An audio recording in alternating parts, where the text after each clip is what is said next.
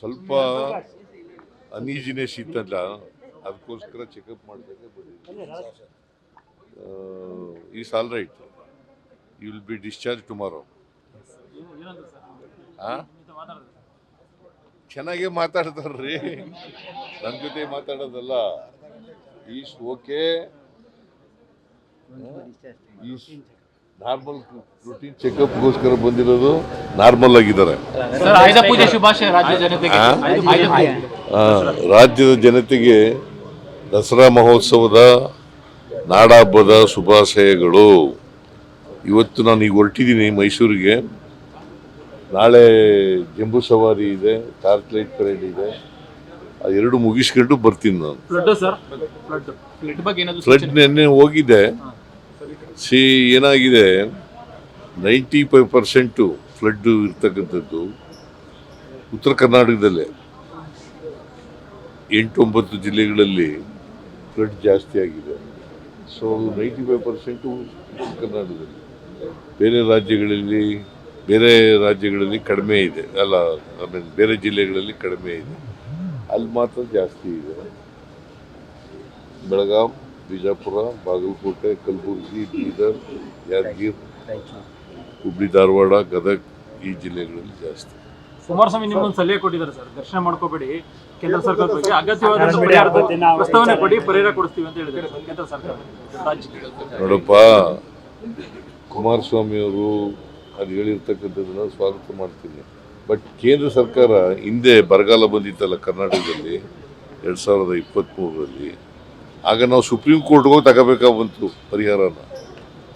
Supreme court ಬಾಗಿಲು ತಟ್ಟಿ supreme ಕೋರ್ಟ್ನವ್ರು orders ಮಾಡಿದ್ಮೇಲೆ ಪರಿಹಾರ ಸಿಕ್ಕಿತ್ತು. ಕೇಂದ್ರ ಸರ್ಕಾರ ಈಗ ಕೊಡಿಸ್ಕೊಟ್ರೆ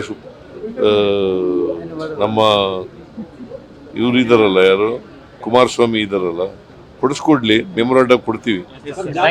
ಸಮಾಜ ಉದ್ಧಾರ ಆಗಲ್ಲ ಅಂತ ಕುಮಾರಸ್ವಾಮಿ ಹೇಳಿದ್ದಾರೆ ಸರ್. ಸಮಾಜ ಉದ್ಧಾರ ಆಗಲ್ಲ ಅಂತ ಕುಮಾರಸ್ವಾಮಿ ಹೇಳಿದ್ದಾರೆ ಸರ್. ಅವರು ಕೇಂದ್ರ ಸರ್ಕಾರ ಪಾಪ ಕುಮಾರಸ್ವಾಮಿಗೆ ಗೊತ್ತಿಲ್ಲ. ಇದು socio economic and educational survey.